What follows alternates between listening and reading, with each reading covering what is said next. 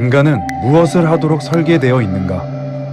대부분 현대인들은 헬스장에 가서 일주일에 3번, 하루 1시간씩 매일 똑같은 운동 동작을 반복합니다. 두 발을 가지런히 어깨 넓이로 벌리고 자로 재듯이 발을 20도 외회전시키고 그 상태로 쪼그려 앉고 일어나기를 최대한 같은 동작으로 반복합니다.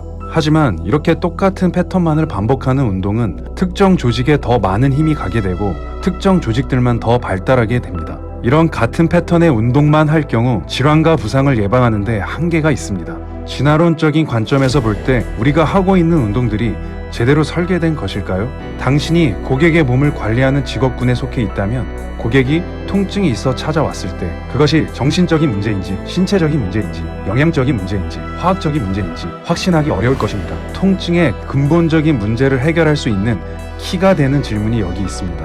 인간은 무엇을 하도록 설계되어 있는가?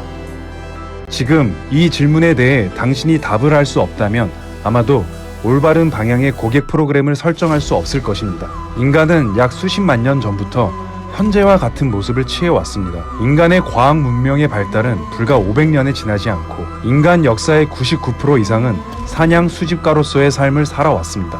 현재 인간은 의자에 앉아 업무를 보고 침대에서 자고 신발을 신고 농구, 축구와 같은 스포츠를 하지만 원래 인간은 이런 행동을 하기 위해 만들어지지 않았습니다. 이런 편리해진 생활 때문에 허리 디스크가 터지고 거북목이 되고 어깨 충돌이 일어나고 무릎 연골이 닳고 협심증, 고지혈증, 비만, 당뇨 등 수많은 질환들과 싸우며 살아갑니다. 이 모든 것들은 문명 발달 이후 바뀐 우리의 삶과 연관이 깊습니다. 그렇다면 사냥 수집가의 삶은 어땠을까요? 죽어가는 시체의 고기가 남아있다면 자다가도 바로 일어날 것입니다.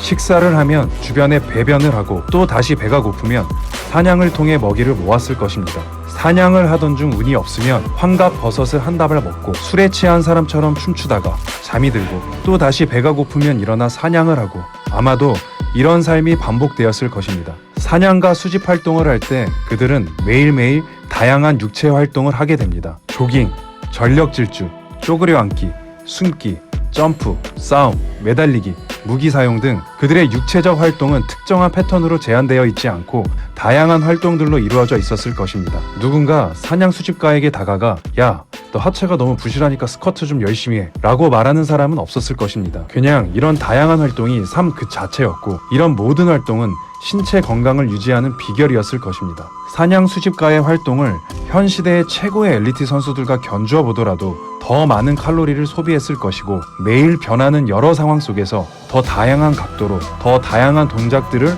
했을 것입니다. 아무리 좋은 의학기술이 있다고 해도 인간이 자연스럽게 설계된 대로 움직이지 않고 활동하지 않는다면 퇴행성 관절염, 스포츠 활동 중 부상, 심혈관 질환, 뇌혈관 질환, 비만, 당뇨와 같은 대사성 증후군들을 막지 못할 것입니다. 그래서 우리가 가장 먼저 해야 하는 일은 통증이 없는 범위 안에서 최대한 관절을 사용하는 것입니다.